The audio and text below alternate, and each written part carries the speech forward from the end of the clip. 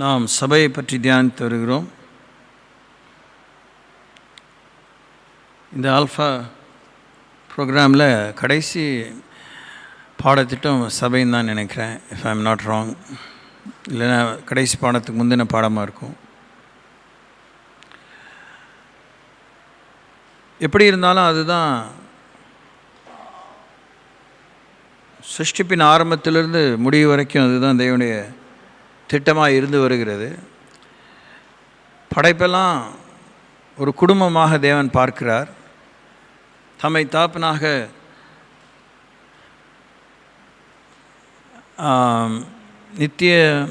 நித்தியமான தேவன், முடிவில்லாத இறந்த காலம், முடிவில்லாத நிகழ்காலம், முடிவில்லாத எதிர்காலத்தில் என்னென்னைக்கு ஆண்டவர் கடவுளாகவும் தாப்பனாகவும் தன்னை காண்பித்திருக்கிறார். அப்படி தான் அவர் இருக்கிறார். That's how he is.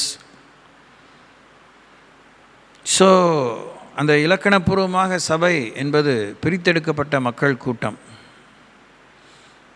Ecclesia.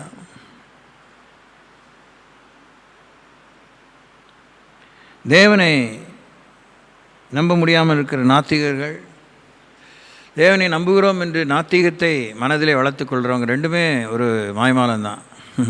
வெளிப்படையாக கடவுள் இல்லைன்னு சொல்கிறவனை விட மனசில் கடவுளை நம்புகிறேன்னு சொல்லி நம்பாமல் இருக்கிறவன் அவனோட கேவலமானவன். இதெல்லாம் நாம் ரொம்ப கவனமாக இருந்து ஜாக்கிரதைப்படணும். அதெல்லாம் சிந்திக்க வேண்டியதுக்காகத்தான் அதெல்லாம் நடக்க தேவன் அனுமதித்திருக்கிறார்.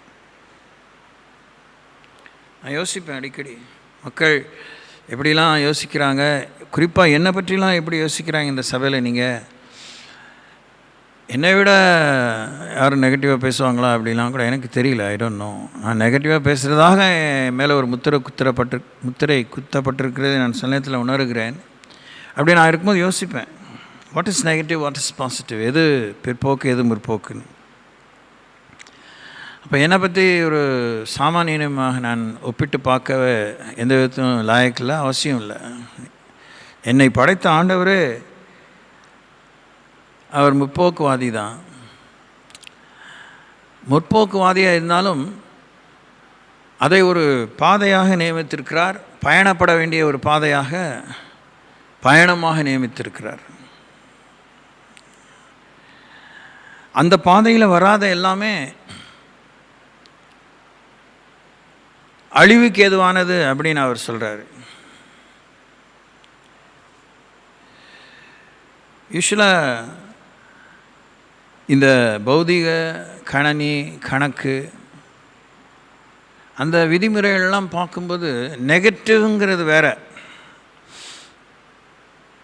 பாசிட்டிவ் நெகட்டிவ் இருந்தால் தான் எனர்ஜியே வெளியே வரும். எலக்ட்ரிசிட்டியோ இல்லை every kind of reaction will be properly initiated.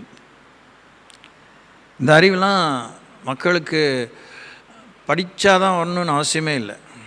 கொஞ்சம் கூட ரப்பர் ஸ்டாம்ப்பு, என்னது கைரேகை வைக்க மாத்திரம்தான் தெரியும், அதுக்கே தடுமாறுறவங்களாம் இருக்காங்க.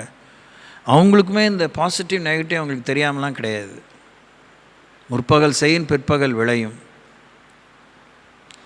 ஆனால் நான் இந்த விஷயத்தில் யோசித்த போது சபையை பற்றி தான் பேசுகிறேன். சபையில் இருக்கிற, நமக்குள்ளே இருக்கிற அந்த தடுமாற்றம், தள்ளாடுதல், தூரம், அதுக்குள்ளே வரணுங்கிற அவசியத்தையும் மக்கள் உணரவே மாட்டேங்கிறாங்க. வந்தவங்களுமே வந்துட்டோமே, வெளியே போக முடியாமல் இருக்குது அப்படிங்கிற ஒரு தவிப்பு இருக்குது, இருந்து ஒன்றும் செய்ய முடியாமல் இருக்குது அப்படின்லாம். என்ன லாட்ஸ் ஆஃப் மிக்சட் கேயாஸ். ஆனால் கடவுள் நெகட்டிவ் எப்படி தெரியுமா சொல்கிறாரு? இதுவுமே நான் 100% முடிவாக சொல்லலை, ஸ்டில் கோயிங் ஆன். அந்த ஆய்வு தொடர்ந்துகிட்டே இருக்குது. பெருவாரியாக தேவன் சொல்கிற பிற்போக்கான விஷயம் அழிவு. நெகட்டிவ் உலகத்தில் பேசுகிற விஷயம் அழிவை பற்றி ரொம்ப சொல்கிறதில்ல, நஷ்டத்தை பற்றி தான் சொல்லுது. லாஸ், கேஷ் லாஸ் ஆகும், பிஸ்னஸ் லாஸ் ஆகும், உறவு இல்லாமல் போகும், சுகம் இல்லாமல் போகும், டைம் லாஸ் ஆகும், பிரயாசம் வீணாக போகும். ஆனால் கடவுள் ஒரு 10 விஷயம், நிறைய விஷயம் இருக்குது, ஒரு 10 விஷயத்துக்குள்ளே சுருக்கிக்குவோம். இல்லை பாதிக்கு பாதி தான் நிறைய இருக்குது. ஆனால் பாதிக்கு பாதி எடுத்துக்கிட்டால் கூட அவர் சொல்கிற வழியில் வராதவன் அழிஞ்சு போயிடுவான்னு தான் சொல்கிறார். அழிவை தேடுகிறான், அவர் ஒன்றும் அழிக்கிறதே இல்லை. அதுவுமே நான் பார்த்தேன். அவர் வந்து நேர களத்தில் இறங்கி இந்தா ஒழிஞ்சுப்போ, செத்துப்போ, பா இல்லாமல் போ அப்படின்னு சொல்கிறதே இல்லை, சொல்கிறதே இல்லை.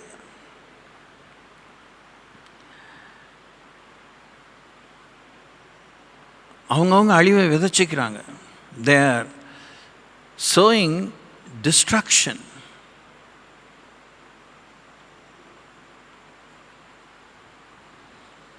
அது உலகத்தில் ஒரு சில முக்கியமான இராணுவ அஃபென்ஸ் டிஃபென்ஸ் சொல்கிறாங்களே, தற்காப்புக்காகவும் எதிரியை எதிர்த்து தாக்கும்படியான இராணுவ ஆயுதங்கள், அப்படிப்பட்டதான விஷயங்களை தான் அந்த அழிவை பற்றி பேசுகிறாங்க. அதுவும் அழிவை பற்றி பேசும்போது மனுஷனுக்கு மரணத்துக்கு பின்னே இருக்கிற வாழ்க்கையை பற்றி தெளிவே கிடையாது. தெளிவு தெரிஞ்சிக்க விரும்பலை. அது இன்னும் பெரிய கொடுமை. ஏன்னா தெரிஞ்சுக்கிட்டா அவன் இருக்கிற பதிலை ஏற்றுக்கணும், பதிலாக மாறணும், பதிலை கண்டுபிடிச்சி பதிலை தேடி போகணும், பொறுப்புள்ளவனாக மாறணும். அதை வந்து 800 கோடி மக்களும் சராசரியாக விரும்புகிறதே இல்லை. அது ஏங்க பேசிகிட்டு இருக்கீங்க, வேறு எதாவது நல்லது இருந்தால் பேசுங்க. இப்படி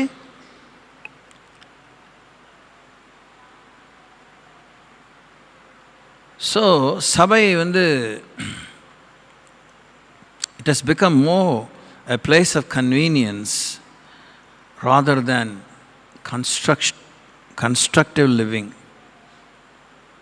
ஆண்டவர் அருமையாக கட்டுக்கோப்பையாக கட்டி எழுப்பின ஒரு மாளிகை, ஒரு பெரிய சாம்ராஜ்யம், ஒரு நித்திய ராஜ்யம், முடிவில்லா ராஜ்யம். அதில் பிரஜைகள் இருக்கிறாங்க, அதில் ஆளுகைகள் இருக்கின்றன, அதில் ஏராளமான ஆச்சரியங்கள் இருக்கின்றன. அதெல்லாம் வந்து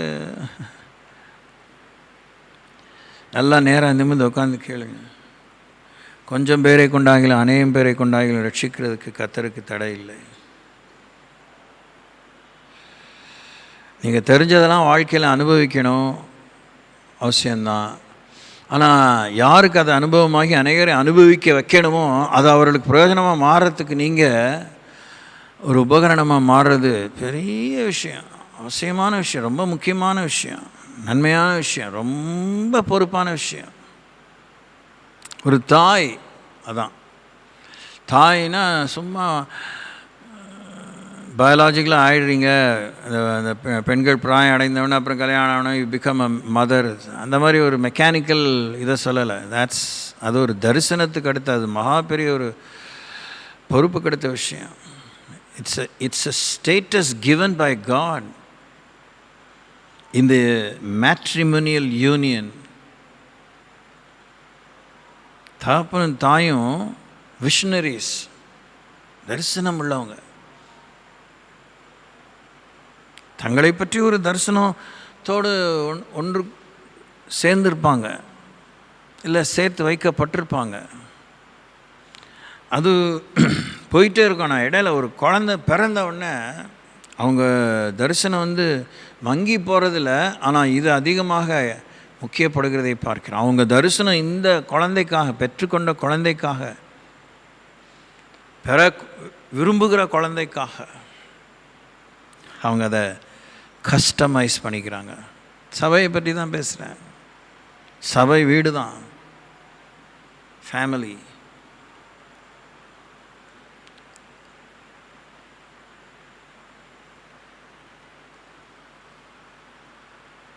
இப்போ நம்ம அந்த அளவுக்கு ஒரு நெருக்கமான உறவிலே உலகம் இல்லை. உலகத்தில் உறவே இல்லை. பாருங்கள், இன்றைக்கி இருக்கிற உலகத்தில் உறவே இல்லை. There is no relationship, there is no fellowship. ரெண்டுமே இல்லை. ரெண்டுமே ஒன்றோட ஒன்று சினானிமஸாக இருந்தால் கூட, இணைச்சொற்களை போல் இருந்தால் கூட, ரெண்டுடைய தரமும் வித்தியாசம்தான், ரெண்டோடைய உபயோகமும் வித்தியாசம்தான், ரெண்டோடைய உபயோகமும் தேவை, ரெண்டோடைய நிலையும் தேவை, ரெண்டு நிலையும், உறவும் தேவை, ஐக்கியமும் தேவை. ஐக்கியத்தோடு இருக்கிற உறவு தான் ஃபெலோஷிப். உறவு இருந்தால் தான் ஐக்கியப்பட முடியும், ஐக்கியத்துக்காக தான் உறவு கொள்ள முடியும். உறவு கொள்ளணும். சபை, ஃபேமிலி. கூட்டம்தான் இருக்குது, கூட்டமாக இருக்கிறாங்க மக்கள். ஒரு காலத்தில் இருந்தாங்க, இப்போ எல்லாம் தனியாக இருக்கிறாங்க. கூட்டத்துக்குள்ளே இருந்தாலும் எல்லாம் தனியாக இருக்கிறாங்க. பஜாருக்கு போனால் எல்லாம் தனித்தனியாக தான் நடக்கிறாங்க. அதுவும் இந்த செல்ஃபோன் வந்த பிற்பாடு, இந்த இயர்ஃபோன் வந்த பிற்பாடு எல்லாம் அதாவது மாட்டிக்கிட்டு அதாவது தனித்தனியாக தான் போயிட்டுருக்கு. No connection. They are connected to something, someone, somewhere, some gadgets. அதையே கூட ஒரு உதாரணமாக எடுத்துக்கிட்டால், நம்முடைய விட அப்போஸ்தலன் இப்போ யோவான் சொல்கிறது போல் எங்கள் ஐக்கியம் பிதாவோடு அவருடைய குமாரன் இயேசுவோடு இருக்கிறது. நம்ம யாரோட ஐக்கியப்பட்டிருக்கோம்? இந்த கட்டடத்துக்கு தான் வரணும் அவசியம் இல்லை. நேற்றுக்கு யாரோட ஐக்கியப்பட்டிருந்தீங்க? ஆஃப்டர் சண்டே ஆஃப்டர்நூன்லேருந்து யாரோட ஐக்கியப்பட்டிருந்தீங்க? இப்போ இன்னைக்கு காத்தாலேருந்து இது வரைக்கும் யாரோட ஐக்கியப்பட்டிருந்தீங்க? இதுக்கப்புறம் you are going to go back home. Come again on maybe ladies அந்த ஃப்ரைடே வர போகிறீங்க. அதுவும் இல்லைன்னா சண்டே யாரோட ஐக்கியப்பட்டிருக்கீங்க? யாரோட ஐக்கியமாக இருக்க விரும்புகிறீங்க? தனியாக நான் பிதா என்னை தனியாக இருக்க விடுகிறதே இல்லைன்னு அவர் சொல்கிறார் இயேசு. நான் அவரை தனியாக இருக்க விடுறதே இல்லைன்னு சொல்கிறாரு. எவ்வளோ ஒரு பிஸி 3.5 இயர்ஸில் இயேசு எவ்வளோ ஒரு பயங்கர வேலைகளால் 10 விரல் தான், 10 விரலுக்கும் 10 வேலை, 10 என்ன ஒவ்வொரு வேலைக்கும் ஒவ்வொரு விரலுக்கும் அத்தனை வேலையோடு தான் இயேசு இருந்தார். இது மத்தியிலே அவர் ரேராக ஓய்ந்து இருந்திருக்கிறார், பசியாக இருந்திருக்கிறாரு, உறங்கி இருக்கிறாரு, பயணப்பட்டிருக்கிறாரு, தனிமையில் ராம் முழுவதும் செலவழித்திருக்கிறார். எங்கு 2 அல்லது 3 பேர், பிதா, குமாரன், பரிசுத்த ஆவியானவர். சீடர்களோ ஐக்கியமாக இருந்தார்.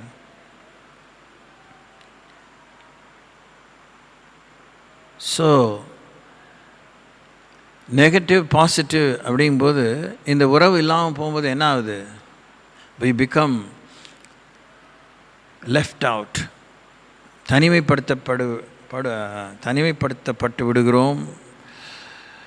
அப்புறம் பை அண்ட் லார்ஜ் போக கைவிடப்பட்டு போகிறோம்.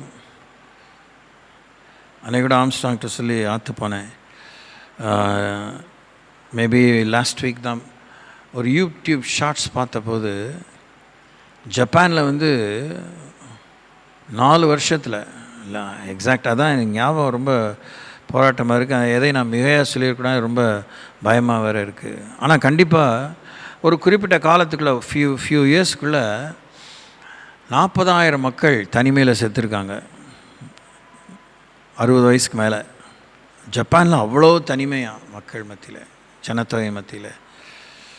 ஒரு ஆண்டு தான் நினைக்கிறேன், if I am not wrong, ஒரு வருஷத்துக்கு கிட்டத்தட்ட 4,000 பேர் தனியாகவே சாகிறாங்க, யாரும் இல்லாமல் ஒண்டியாக சாகிறாங்க.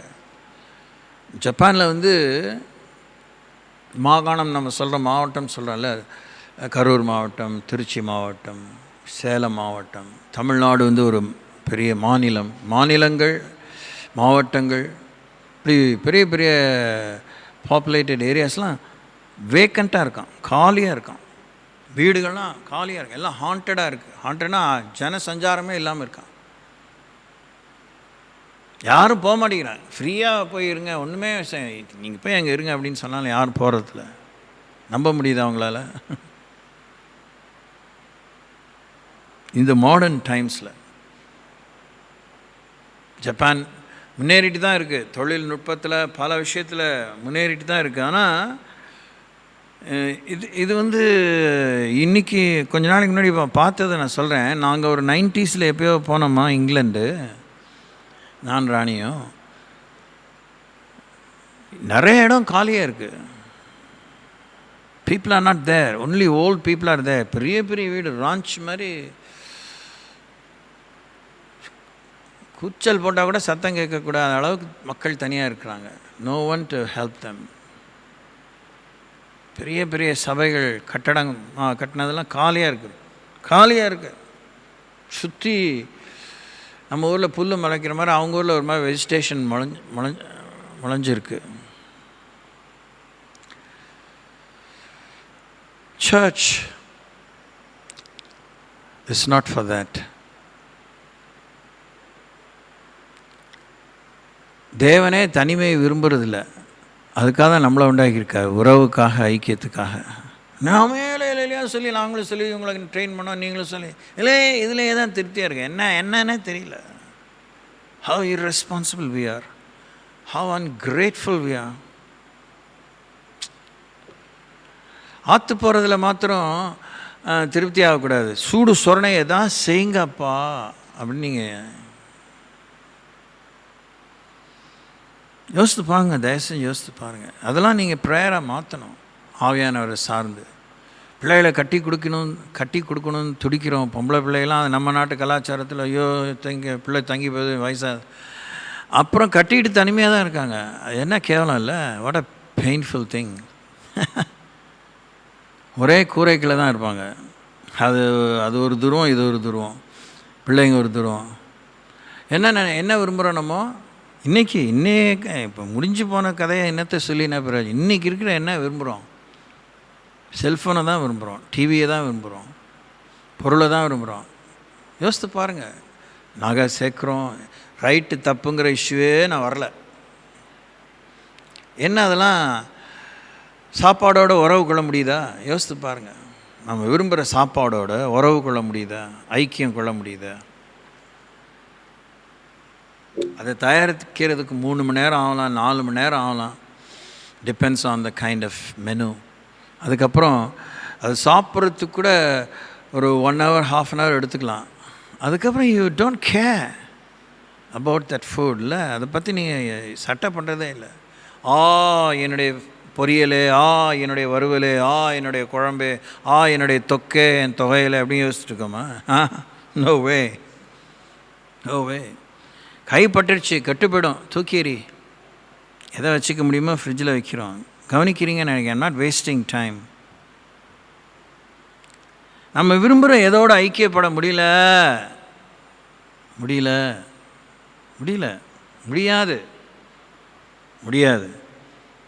வாங்குகிறோம், அடுக்கிறோம், எல்லாத்தையும் மாட்டிக்க முடியுதா? வீட்டுக்குள்ளே தான் மாட்டிக்க முடியும். வீட்டுக்குள்ளே தான் மாட்டிக்கிறீங்களா?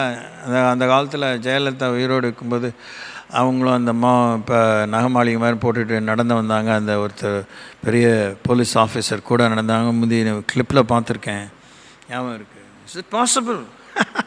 அப்படிலாம் நீங்கள் வீட்டில் போட்டு பார்க்குறீங்களா? நீங்கள் வாங்கின அந்த பட்டுப்புடையை கட்டிட்டு நான் சேர்த்த நகைகள் போட்டு ஹாலில் போயிட்டு அப்படி பார்த்துட்டு கண்ணாடியை பார்த்துட்டு யோசிக்கிறீங்களா?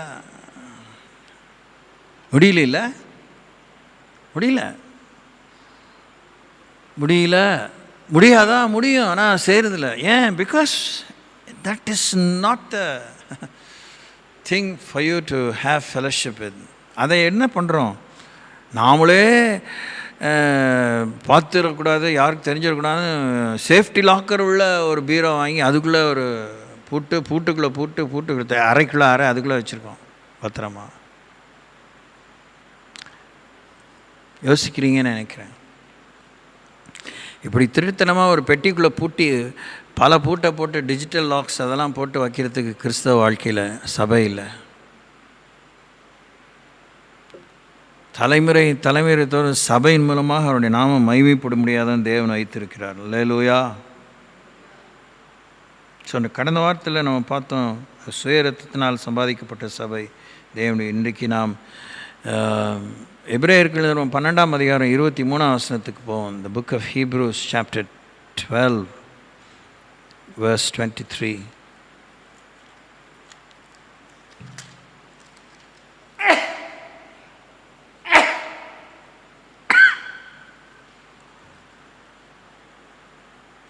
பரலோகத்திலே பேரெழுதியிருக்கிற முதற் பேரானவர்களின் சர்வ சங்கமாகிய சபையினிடத்திற்கும் யாவருக்கும் நியாயாதிபதியாகிய தேவனிடத்திற்கும் பூர்ணராக்கப்பட்ட நீதிமான்களுடைய ஆவிகளிடத்துக்கும் புது உடன்படிக்கை மத்தியஸ்தராகிய இயேசுனிடத்திற்கும் ஆபேலின் இரத்தம் பேசினதை பார்க்கிலும் நன்மையானவர்களை பேசுகிற இரத்தமாகிய தெளிக்கப்படும் இரத்தத்தினிடத்திற்கும் வந்து சேர்ந்தீர்கள்.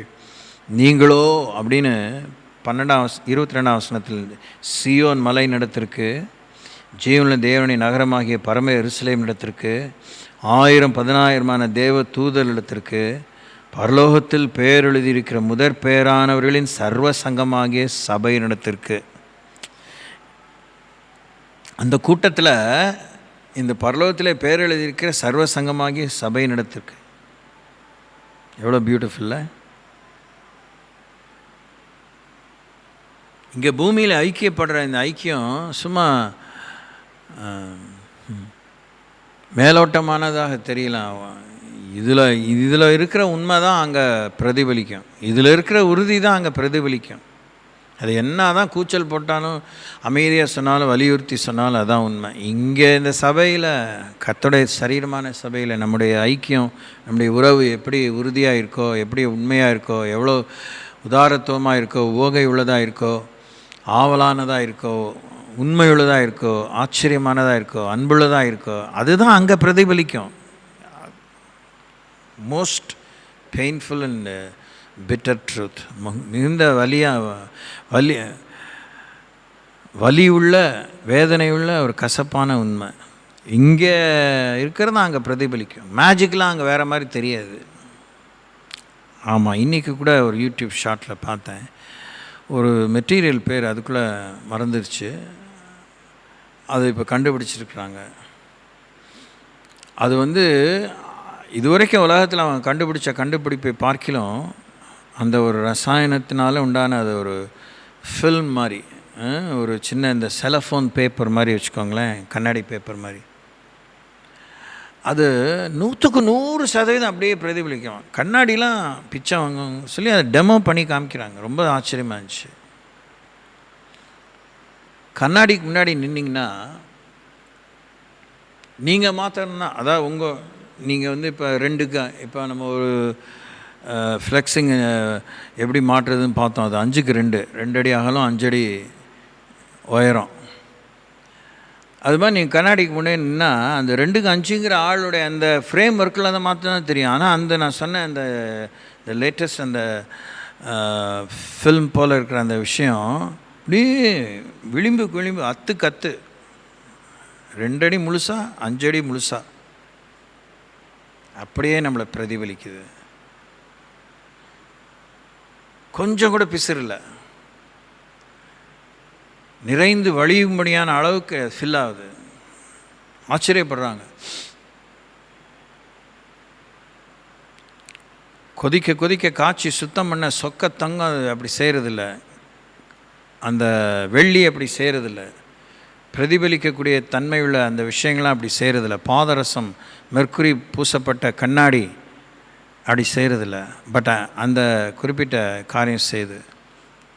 அப்போது இந்த பூமியில், இந்த சபையிலே நாம் வெளிப்படையாக சில ஒழுங்குமுறைகள் மாத்திரம், வரையறுக்கப்பட்ட சில ஒழுங்குமுறையில் நம்ம எவ்வளோ மனதை செலுத்தி, ஆவியான்மா சரீரத்தை செலுத்தி உண்மையாக, உறுதியாக, பொறுப்போடு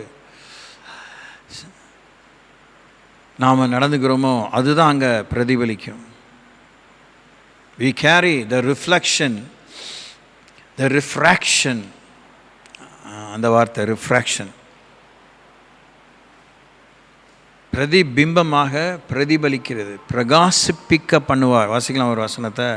அதுக்கு எபேசியருக்கு நிருபம்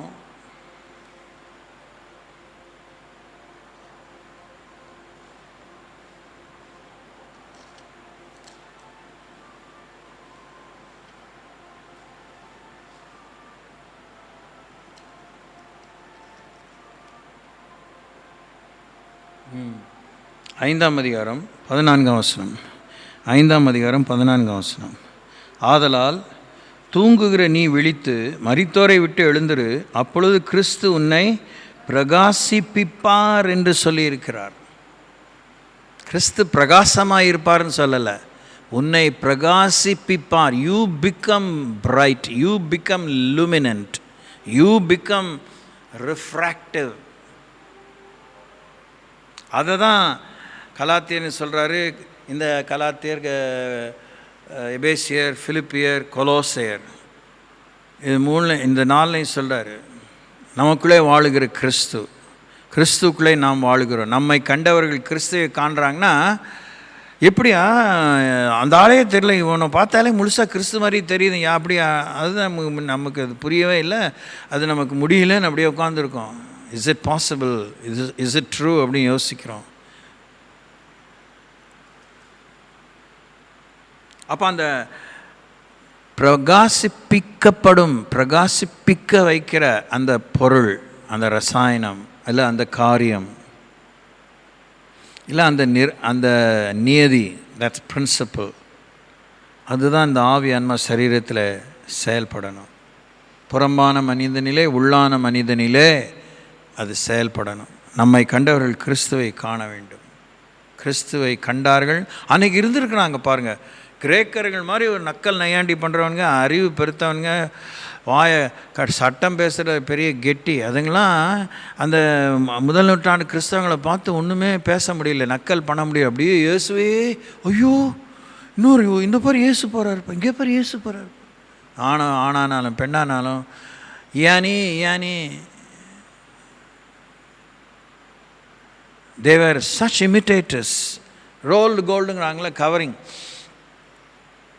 அதான் ஓரளவுக்கு சரியாக புரிஞ்சுக்கிற மாதிரி கொச்சை உதாரணம் சொல்லலாம். போலி அல்ல, அது நிஜம். ஆனால் போலி தங்க நகைகளை உபயோகிக்கிறோம். ஆனால் இங்கே சொல்லப்பட்ட அந்த உண்மை அதுதான். சபை பரலோகத்தில் இருக்கிற அந்த சர்வ சங்கமாகிய அந்த சபையில் பேர் எழுதப்பட்டவளோடு கூட நம்ம ஐக்கியப்படுறோம். அங்கே வந்து சேர்ந்துருக்கோம்.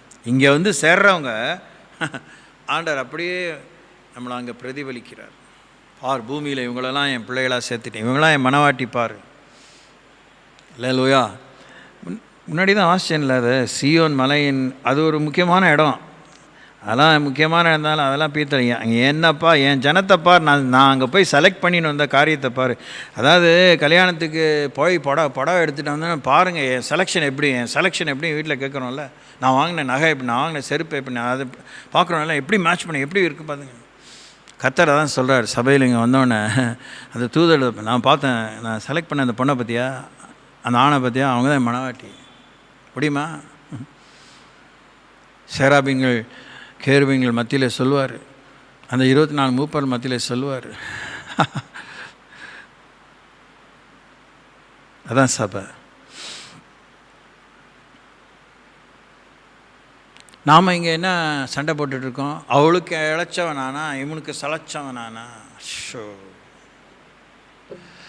அதனால நம்ம கிறிஸ்துவின் நிறைவான அளவுக்கு தக்க பூர்ண புருஷத்துவத்தை மனசில் வச்சுருந்தா நீயா நானாங்கிற சண்டையே வராது. Praise lord. அல்லேலூயா. நம்ம இயேசுவின் அழகான கண்கள் என்னை கண்டதாலே அப்படின்னா நம்மளே பீத்திக்கிறதுக்குல, நம்ம அழகு அவர் தான், நமக்கு அவருக்கு அழகு நாம தான். நல்ல, இது ரொம்ப முக்கியமான விஷயம், நானே யோசிக்காமல் சொல்லிட்டேன். நம்ம அழகு அவர் தான், அவருக்கு அழகு நாம தான். நம்ம அழகு அவர் தான் சொல்கிறது நம்ம சொல்லி நம்மளே ஏமாற்றிக்கிறோம், அவரை ஏமாத்துகிறோம். ஆனால் அவருக்கு நம்ம தான் அழகு. அது நீங்கள் அந்த அவர் நமக்கு அழகுங்கிறத கொஞ்சம் கூட யோசிக்காட்டினாலும் பரவாயில்ல, நாம் தான் அவருக்கு அழகுங்கிற யோசிச்சிங்கன்னா ரொம்ப ஜாக்கிரதையாக வாழணும். ஆமென்.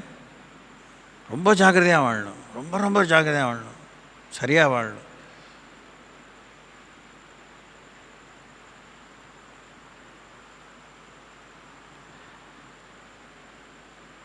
சபை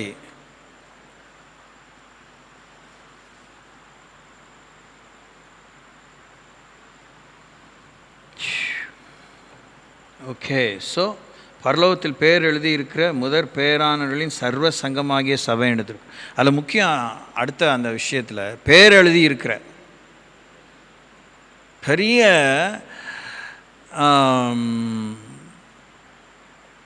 இந்த ஹை கிளாஸ் பீப்புள்னு சொல்லிக்கிறாங்களே, கேள்விப்படுறோம், பார்க்குறோம், அட்லீஸ்ட் டிவிலையாவது பார்க்குறோம்.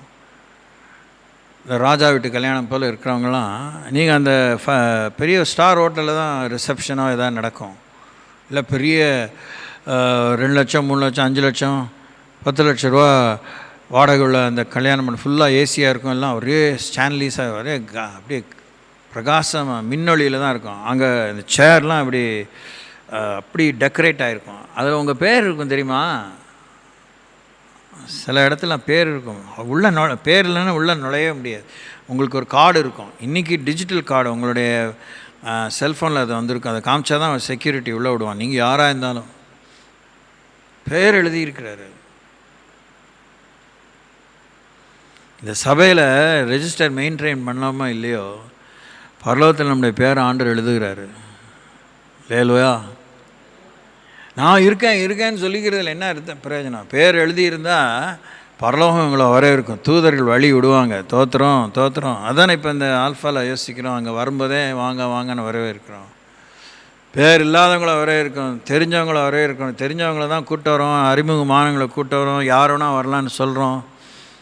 அதுக்கே நம்ம இந்த அளவுக்கு we are trying to welcome people. ஆனால் அப்படி கண்டதையும் கிடையாதையும் அந்த இதுக்குள்ளே. அதனால தான் ஆண்டவர் பரலோக ராஜ்யத்தை பற்றி ஒரு உவமையை சொல்லும்போது வஸ்திரம் கொடுக்குறாரு, கல்யாண வஸ்திரம். Praise the Lord. கல்யாண வஸ்திரம் தரிச்சவன் தான் அங்கே உட்காரலாம். கல்யாண வஸ்திரம் இல்லாதவன் ஒருத்தன் பொழைச்சி போகிறான்னு சொல்லிக்கலாமே. நீங்களாம் அப்படி யோசிக்கலான்னு நான் மோசமான அப்படி யோசிச்சிருக்கேன். என்ன இந்த பெரிய தேவன் கொஞ்சம் ஒருத்தன் வந்ததுக்கா இவ்வளோ அட்டகாசம், இவ்வளோ பெரிய தண்டனை, இவ்வளோ பெரிய நியாய விசாரணை? நான் சொல்கிறதுக்கு அது எந்த விதத்தில் எனக்கு யோகிதம் இல்லை, லாய்க்கில்லை. ஆனால் அப்படி யோசிச்சிருக்கேன் துணிகரமாக. அப்புறம் அந்த யோசிப்பேன், அவர் வீட்டு கல்யாணம், அவர் மகன் கல்யாணம், அவருக்கு சுதந்திரம் இருக்குது. சுதந்திரம் இல்லாமல் நம்ம சொல்கிறதுக்கு ஒன்றும் இல்லை. யாரை ஒன்றும் விடக்கூடாதுன்னு அவருக்கு தெரியும். நம்ம பேர் எழுதியிருந்தால் நம்ம அங்கே தைரியமாக போகலாம். இல்லையா? பேர் எழுதியிருக்கிறவங்க தான் போக முடியும்.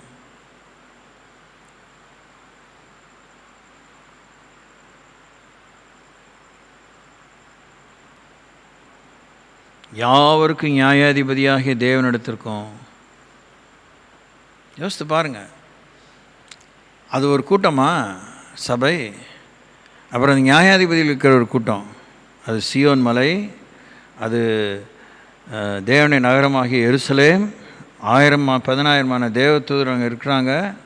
அந்த பெரிய க்ரௌடில் சொல்கிறேன். ஏன்னா அங்கே தானே ஆட்டுக்குட்டியான கல்யாணம் நடக்குது. ஆமேன். அந்த கல்யாணத்துக்கு தான் போகிறோம். அந்த கல்யாணத்து தான் மணவாட்டி. Praise the Lord. மணவாட்டி பேர் எழுதாமல் எப்படி போகிறான்னா கட்டிக்கு வர வாய்ப்பே இல்லை. It's not possible. It's not right also. அப்புறம் பூர்ணராக்கப்பட்ட நீதிமான்கள் நாவி. புது உடன்படிக்கை மத்தியஸ்தம் பேசுகிற ஏசன் ரத்தம். இட் பி சோலா. அது என்ன காட்சியாக இருக்குன்னா என்னால் யோசிக்க முடியல. ஆபேலுடைய ரத்தம் பேசினதை பார்க்க நன்மையான பேசுகிற ஏசன் தெளிக்கப்படும் இரத்தத்தினத்திற்கும் வந்து சேர்ந்தீர்கள். நீங்கள் யோசித்து பார்த்தீங்கன்னா, நானும் ராணி ஒரு கல்யாணத்துக்கு போனோம், அழைக்கப்பட்டோம்.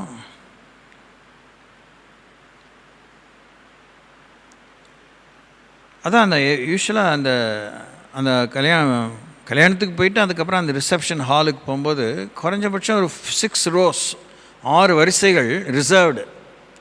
ரொம்ப முக்கியமான அந்த குடும்பத்துக்கு வேண்டியவங்க, அவர் உயர் அதிகாரி, அவங்களுக்கு நம்ம பழைய பெணியல் சபையிலேருந்து ஒரு பொண்ணு. அந்த பெண்ணு நிமித்தமாக தான் நாங்கள் அழைக்கப்பட்டோம். மாப்பிள்ளை நிமித்தம் இல்லை. ஆனால் மாப்பிள்ளை வீட்டாரும் அந்த பெண் பார்க்க வரும்போது பழகினாங்க. அவங்க வீட்டிலேருந்து ஒரு தனி பத்திரிகை எங்களுக்கு கொடுத்தா எங்களுக்கு ஆச்சரியமாக இருந்துச்சு. அது வேறு விஷயம். ஆனால் போகும்போது தான் பார்த்தோம் 6 rows. நாங்கள் வழக்கம் போல் எங்கேயாவது ஒரு இடத்துல உட்காருவோம்.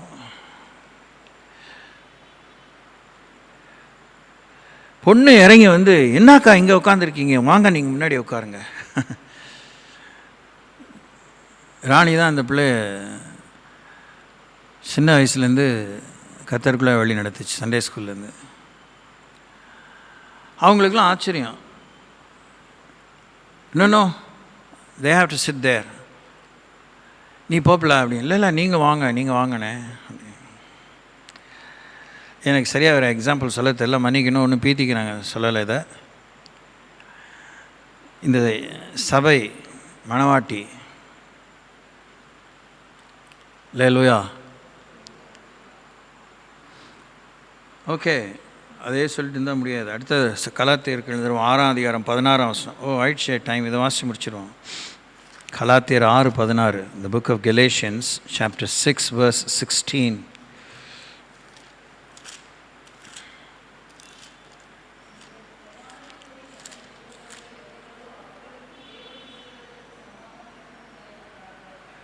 இந்த பிரமாணத்தின்படி நடந்து வருகிறவர்கள் எவர்களோ அவர்களுக்கும் தேவனுடைய இஸ்ரவேலருக்கும் சமாதானமும் இரக்கமும் உண்டாயிருப்பதாக.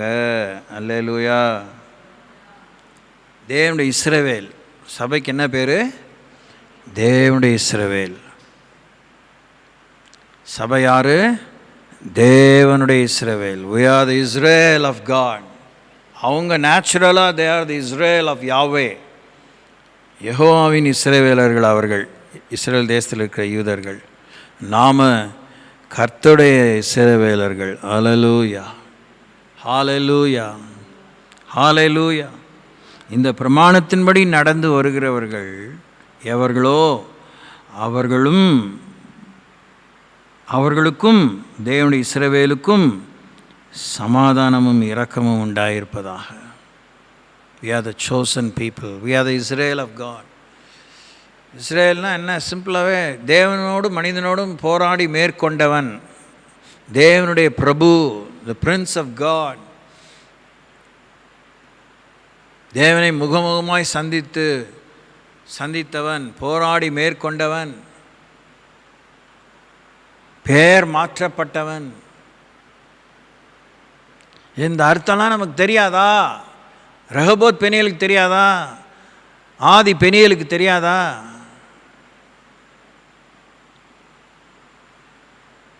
ஆனால் எந்த ஒரு தராதரம் இல்லாமல் வாழ்ந்துட்டுருக்கோம். எந்த ஒரு பிரகாசம் இன்னுமே இல்லாமல் மங்கி போயிருக்கோம், சொங்கி போயிருக்கோம். இன்னும் நம்ம அழிஞ்சு போகல, இன்னும் நம்ம செத்து போகல. கர்த்தர் நம்ம உயிர் மீட்சி தருவார். அவருடைய மந்தையின் மேலே அவர் வைராக்கியமாக இருக்கிறார். சுய ரத்தத்தினாலே சம்பாதிக்கப்பட்ட சபை. அவர் எப்படி செய்வார்லாம் சொல்லாதீங்க, வாயை கொடுத்து மாட்டிக்காதீங்க.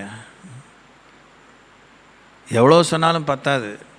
நான் சொல்லிட்டதுனால நான் ஜெயிச்சிட்டேன்ல. நிறைய வாழ்க்கையில் நட்டமும் காயமும் துக்கமும் வாயை கொடுத்து மாட்டினால தான். அப்படியே அம்குனியாக இருந்த இந்த சபை இருக்கே, அதுவுமே சிக்கல் தான். உங்களுக்கு எல்லாருக்குமே முழு குடும்பமான சபையாக சிக்கல் இருக்குது. எழுதி வச்சுக்கோங்க. அது நிறைய தடவை சொல்லிட்டேன் தீர்க்கமாக. நீங்கள் வாயை திறக்க வேண்டிய இடத்துல ஒழுங்காக வாயை திறக்கலை, கதை கந்தல் தான். தப்பாக வாயை திறந்தாலும் கதை கந்தல் தான். சொன்னது தான். சொன்னது தான். நான் வேதத்தை போதிக்கும்போது வேறு வாய்ப்பே இல்லை, வேறு ஒரு சாய்ஸே இல்லை.